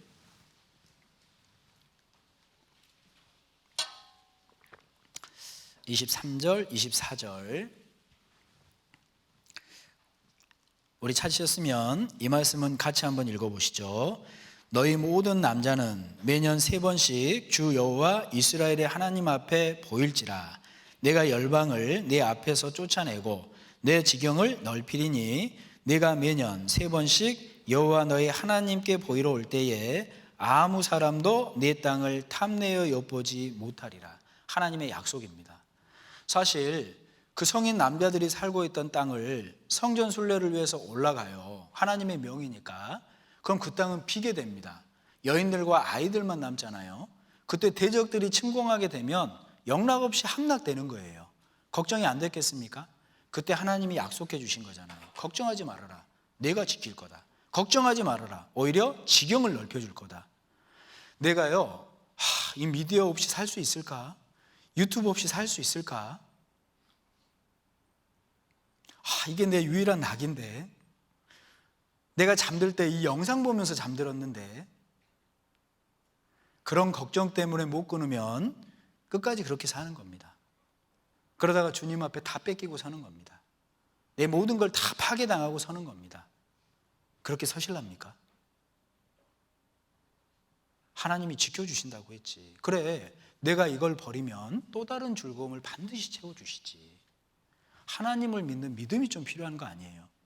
그래서 하나님이요, 보십시오. 미디어에 치여 살지 말라고 첫 번째 우리에게 원하시는 건 말씀한 것처럼 정직한 고백이 필요해요. 진짜 하루를 좀 돌아보십시오. 오늘 꼭 이 시간 가지셔야 됩니다. 아셨죠? 내가 얼마나 취해 사는지 서로 한번 평가를 해줘요.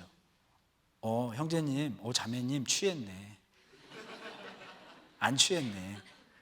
아시겠죠? 같이 그런 시간도 진짜 솔직히 한번 가져봐요. 하나님 앞에 하는 얘기인데 형제자매들끼리 얘기 못할 게 뭐가 있어요. 그리고 정말 그러한 부분들에서 많이 취해서 한다면 내가 정말 이번을 계기로 버려야겠다. 그런 시간들을 정말 확 없애야겠다. 의지와 뜻을 좀 가지십시오. 아시겠죠? 그런 사람을 하나님은 도우시는 겁니다. 그리고 두 번째, 자 보세요. 그래, 내가 하나님 앞에 너무 시간들을 잘못 보냈어. 그래, 내가 하나님 앞에 그런 의지와 뜻을 좀 가져야겠어. 하나님은 도와주시니까 그렇게 속에 있는 모든 것들을 싹 비워냈어요. 그리고 그 상태로 시간이 지나면 그렇게 살 수 있을까요? 못 살까요? 절대 못 삽니다. 그래서 하나님은 그래, 비워냈냐? 그러면 채워야 된다. 하나님은요, 신앙생활이 무엇인지를 알려주시는데 비우는 데서 끝나는 게 아니고 하나님의 것으로 채우는 게 신앙생활이라고 얘기하시는 거예요. 맞죠? 우리 그 유대인들을 한번 생각해 보세요. 유대인들이 성경 박사였습니다. 맞죠? 그런데 예수님이 그러한 유대인들에게 뭐라고 얘기했죠?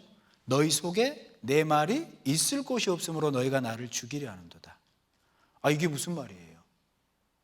성경 박사라고 치부했던 사람들인데 그냥 지식이었던 거예요. 마음에 채움은 없었던 겁니다. 구원받은 그리스도인도 그렇게 살 수 있어요. 내가 성경을 1년에 일독했대요. 내가 성경을 많이 본대요. 묵상도 한대요. 큐티도 한대요. 그런데 왜 삶이 안 바뀌어요? 그런데 왜 말씀은 나의 삶의 힘과 위로가 안 돼요? 희한한 일 아닙니까? 아니, 말씀을 그렇게 많이 보는데, 그렇게 많이 듣는데 왜 내 삶은 안 바뀌어요? 왜 내가 어려운 시간 속에 하나님의 말씀은 힘과 위로가 안 돼요? 마음속에 채워진 게 없는 거예요. 구원받은 그리스도인이 고난을 만납니다. 내 속에 말씀 한 절이 없으므로 그 고난 가운데 주저앉는 겁니다. 내가 말씀을 많이 알아서 그 고난을 이겨내는 게 아니에요. 어떤 그리스도인은요, 한 말씀이 속에서 역사해요. 그걸 통해서 그 어려움들을 이겨내는 겁니다. 그걸 통해서 삶이 바뀌는 겁니다. 분명하게 제가 약속 하나 드릴게요. 내가 정말 마음속에 말씀을 가득 채움으로 그게 삶에서 역사하잖아요. 내 삶이 변하잖아요. 그리고 힘과 위로가 되잖아요. 그런 경험들을 많이 하잖아요. 그러면 요한복음 1장 1절 말씀이 삶에서 아멘이 됩니다. 태초에 말씀이 계시니라. 이 말씀이 하나님과 함께 계셨으니 이 말씀은 곧 누구시라고요? 하나님이시니라. 삶에서 말씀을 그렇게 경험한 사람은요, 맞습니다. 하나님이십니다. 그래서 제가 말씀을 통해 삶이 바뀌었습니다. 맞습니다. 하나님이십니다. 그러니까 어려움 가운데 저에게 위로가 되셨죠. 그러니까 어려움 가운데 저에게 힘이 되셨죠. 반드시 채우셔야 돼요. 그냥 건성건성이 아니라 좀 대학생 때 성경에 대한 연구도 좀 필요하지 않아요? 대학생 때 좀 깊이 좀 들어가 봐야 되지 않아요? 마음속에 좀 가득가득 그득그득 좀 채워야 되지 않아요? 좀 선택의 순간 가운데요, 내 생각으로 선택할 게 아니고 어려움 가운데 내 생각대로 살 것이 아니고 내 마음속에 있는 말씀대로 그렇게 한번 살아보는 경험쯤은 해봐야 되지 않아요? 채우셔야 된다고요. 마음속에 그렇게 채워져야 선택의 순간에 말씀이 나를 이끄시는 겁니다.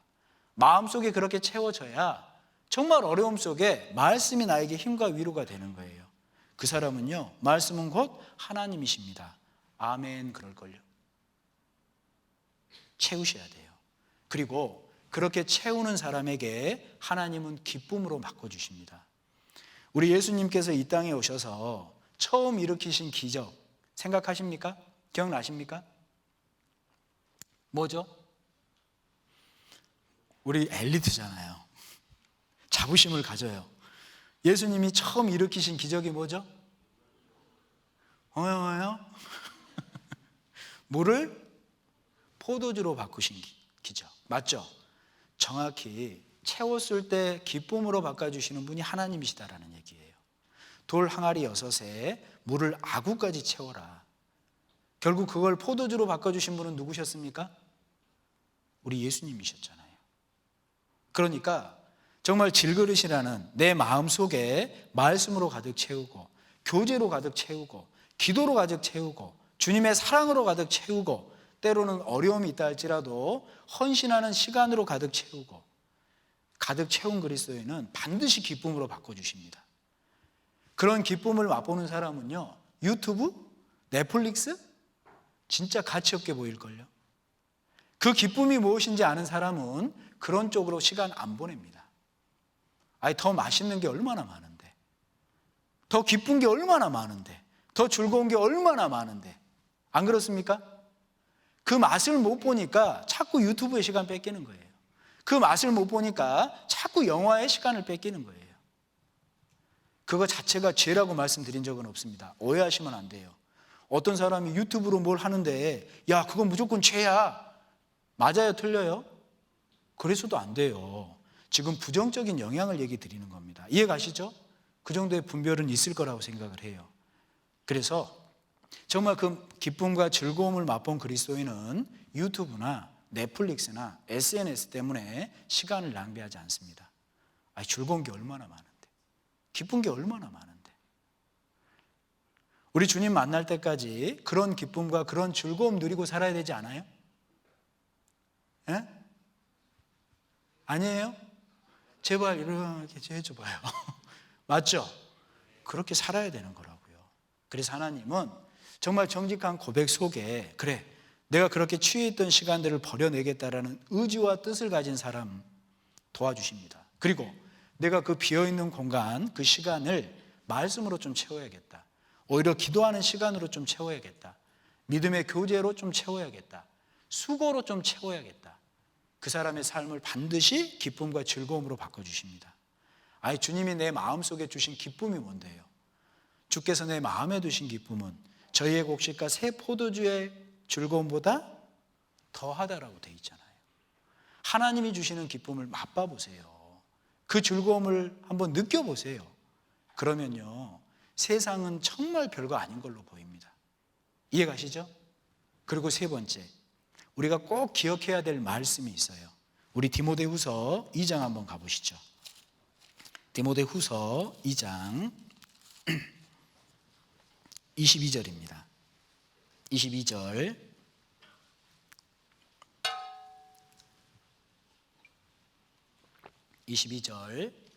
찾으셨습니까? 중요한 말씀이니까 우리 이 말씀은 같이 한번 읽어보시죠. 또한 내가 청년의 정욕을 피하고 주를 깨끗한 마음으로 부르는 자들과 함께 의와 믿음과 사랑과 화평을 조치라 그랬습니다. 우리 22절에 눈에 보이는 세 단어가 있습니다. 뭔지 아시겠죠? 피하고, 함께, 조치라. 이게 미디어에서 취해 있는 나의 시간을 건지는 방법이에요. 세 번째, 디모데후서 말씀처럼 피하고, 함께하고,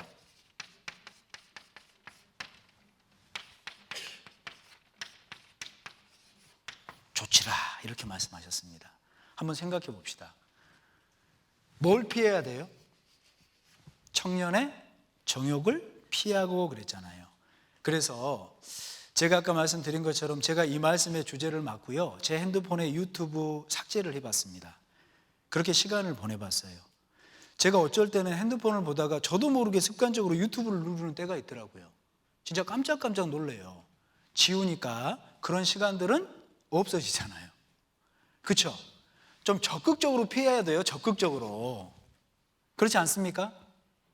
그냥 유튜브 깔아놔도 그래 난 피할 수 있어. 절대 못 피합니다. 우리 잠언 6장에 뭐라고 말씀하셨습니까? 사람이 불을 옷에 품고 그 옷이 타요 안 타요? 사람이 숯불 위에 발을 올리고 그 발이 데여요 안 데여요? 데일 수밖에 없다고. 그러니까 우리 편에서요, 정말 내가 하나님 앞에 솔직한 고백과 의지를 가졌다면, 내가 정말 하나님과 관련된 시간으로 채우겠다면 적극적으로 피하셔야 돼요. 우리 핸드폰에 있는 유튜브 삭제합시다.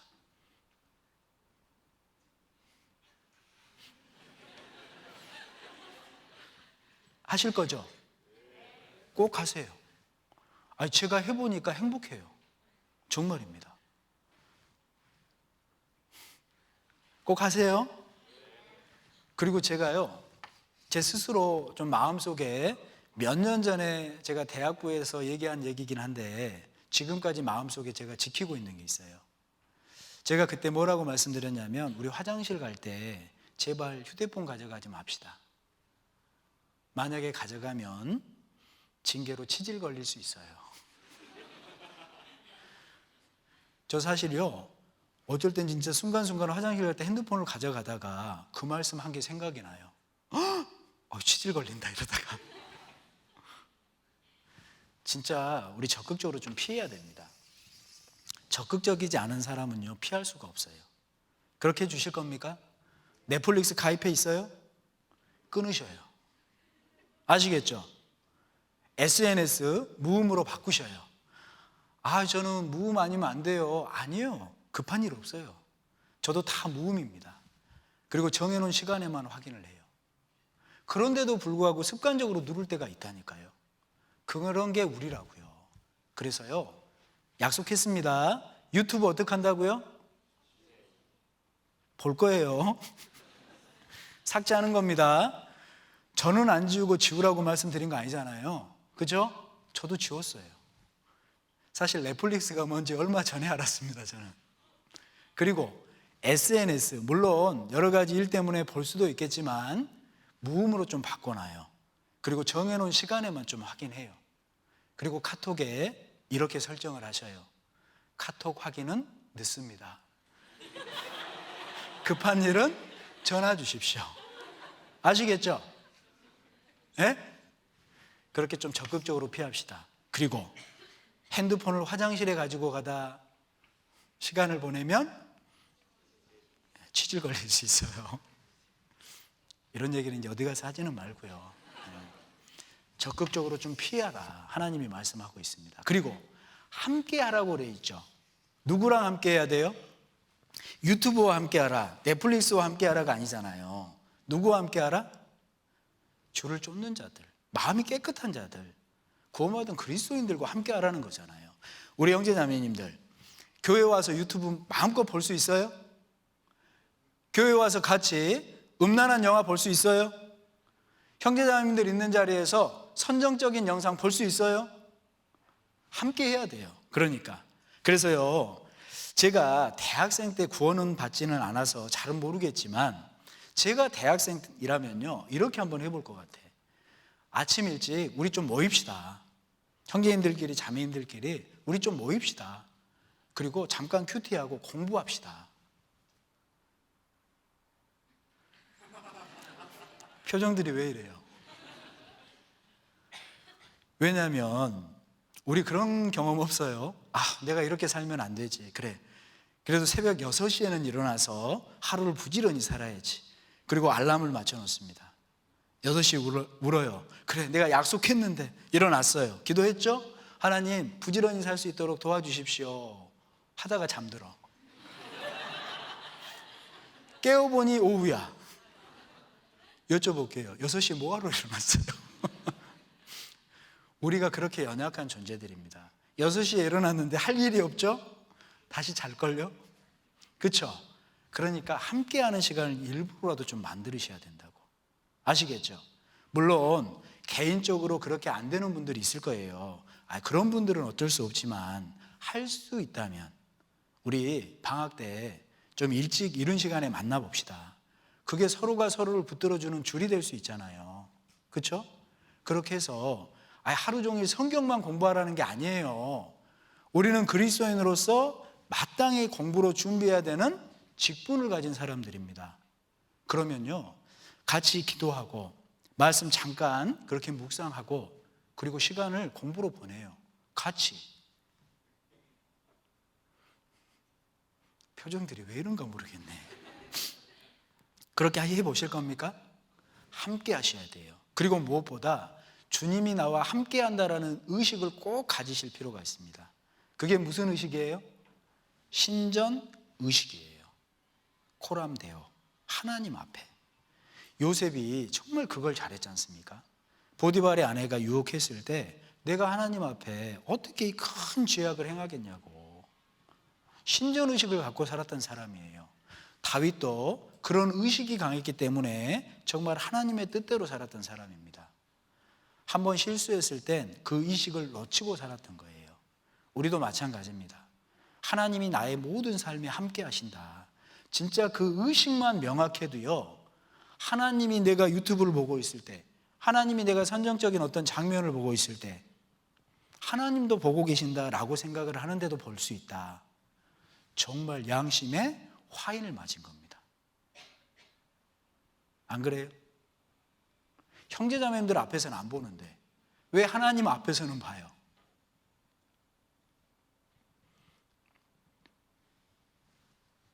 표정들이 너무 경직돼 있어서 제가 무섭게 말씀드리나 싶어요.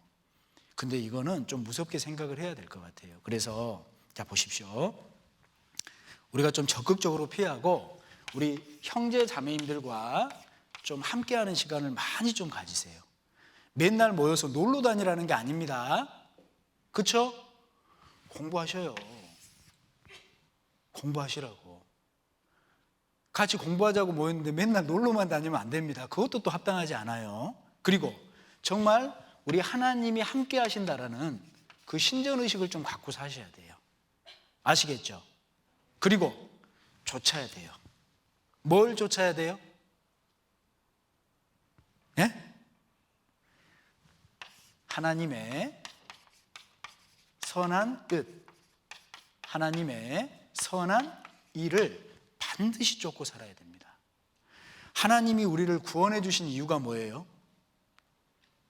여쭤보는 겁니다. 하나님이 우리를 구원하신 이유가 뭐죠? 영광 주시려는 거예요. 그렇죠? 성경의 큰 주제는 구원과 영광입니다. 하나님이 나를 구원하셔서 영광 주시게 하기 위해서 교회를 허락하신 거예요. 교회 안에서 우리를 무슨 일을 하십니까? 양육하시는 거예요. 양육받는 사람은, 제대로 성장하는 사람은 소망이 밝게 보여요. 제대로 양육되는 사람은 하나님의 영광이 너무 크게 보이는 거예요. 그러니까요, 하나님이 주실 영광 때문에 세상도 포기하고 사는 사람이 그리스도인입니다. 소망이 밝혀지고 영광이 크게 보이니까 세상 게 별로 가치 없어 보이는 거예요. 그러니까 그걸 쫓고 사는 겁니다. 결국 그 영광과 소망이 크게 보이는 사람은 하나님이 명하신 선한 뜻, 하나님이 명하신 선한 일을 쫓고 사는 거예요. 한번 가볼까요? 디도서 2장. 디도서 2장. 하나님의 뜻이요, 사실 이 말씀 속에 다 담겨 있습니다. 디도서 2장 11절. 4시까지죠? 4시까지죠? 다 왔어요. 판단하시면 안 돼요. 11절부터 제가 한번 읽어보죠. 모든 사람에게 뭐를 주시는? 구원을 주시는 하나님의 은혜가 나타나 우리를 어떻게 하시되? 양육하시되 경건치 않은 것과 이 세상 정욕을 다 버리고 근신함과 의로움과 경건함으로 이 세상에 살고 복스러운 뭐와? 소망과 우리의 크신 구주 예수 그리스도의 뭐가?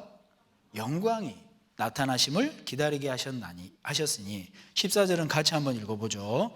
그가 우리를 대신하여 자신을 주심은 모든 불법에서 우리를 구속하시고 우리를 깨끗하게 하사 선한 일에 열심하는 친백성이 되게 하려 하심이니라 그랬습니다. 하나님이 나를 구원하신 이유는 다른 게 아니에요. 영광 주시려는 겁니다. 교회 안에서 그래서 양육해 가시는 거예요. 제대로 양육받으셔야 돼요. 그랬을 때 소망이 밝혀져요. 그랬을 때 주님이 주실 영광이 너무 크게 보이는 거예요. 그랬을 때 유튜브나 넷플릭스가 내 시간을 갉아먹는 게 아까운 거예요. 그 사람이 선한 일을 쫓는 겁니다. 한번 여쭤볼게요. 구원받은 그리스도인이 선한 뜻, 선한 일을 쫓는 거 쉬운 일일까요? 어려운 일일까요? 맞아요.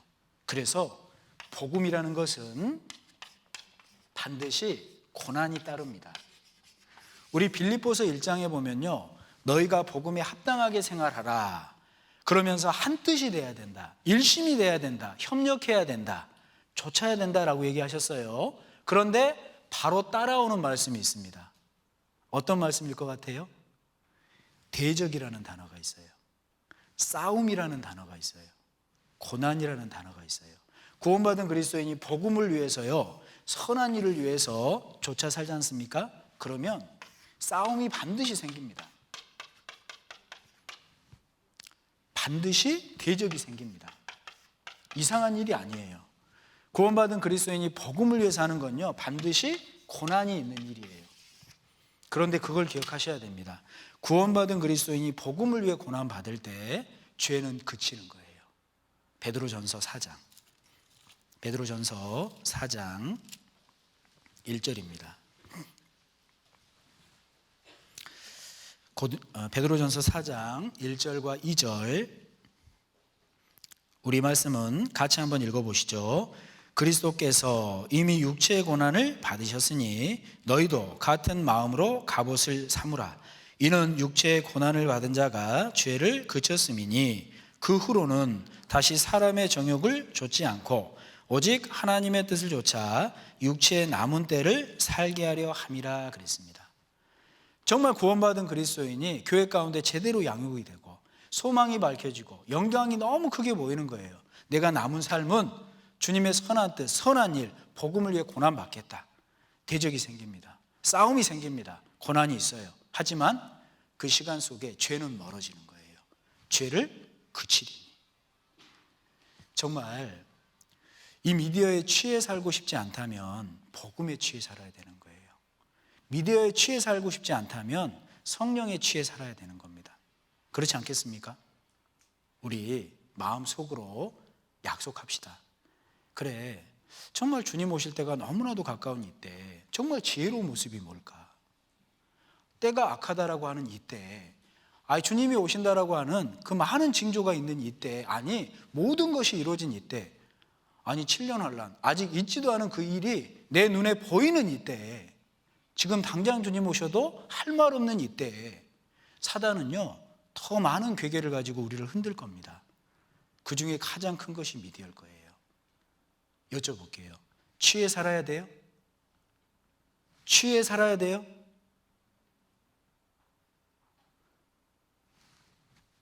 과감하게 떨쳐내셔야 돼요. 그리고 정말 주님이 말씀하신 것처럼 세 가지를 좀 기억해 보세요. 정직히 고백해 봅시다. 그리고 그 모든 시간들을 좀 버리겠다, 비우겠다. 그리고 그 비운 자리에 말씀을 채우겠다. 우리 마음속에요, 그 두 가지 말씀만 잘 기억하고 살아도요 이겨낼 수 있을 것 같아요. 사단이 아볼루온, 아바돈이라고 그러지 않았나. 사단이 잠언 6장 26절 말씀에 모든 걸 뺏어간다고 그랬지. 채우셔야 돼요.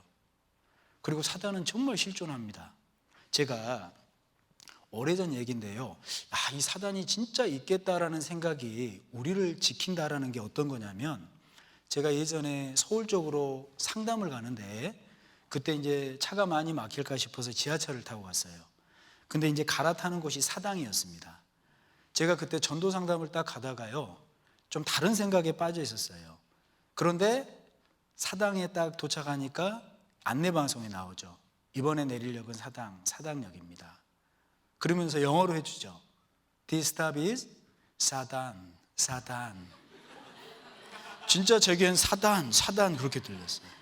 제가 깜짝 놀랐다니까요, 진짜로. 아이고, 내가 전도상담 가는데 이러면 안 되지. 제가 그때요, 오래된 일인데 아직도 기억이 나지 않습니까? 사단이 실존한다. 사단이 나의 모든 것을 빼뜨려간다. 나를 망가뜨린다. 정말 그 의식 하나만 갖고 있어도, 그런 말씀만 내 마음속에 가득 채우고 살아도 실수하지 않을 거라고. 그리고 디모데후서 2장 22절 말씀은 암송하십시오. 피하라, 조치라, 함께하라. 아셨죠? 그 사람이 성령에 취해 사는 겁니다. 그 사람의 인간관계가 회복이 될 거예요. 그 사람은 모든 걸 누리고 살 겁니다. 우리 사무엘 학교가 내일까지인데 적어도 이런 다짐 정도는 좀 하고, 그리고 정말 주님 만날 때까지 어떤 모습으로 살아야 될지 좀 정해야 되지 않겠습니까? 여기 계신 모든 분들이 정말 올바른 다짐을 하고 뜻을 세우고 그렇게 살다가 주님의 영광 앞에 섰으면 좋겠습니다. 우리 그렇게 섭시다. 화이팅 한번 할까요? 하나, 둘, 셋. 기도하겠습니다.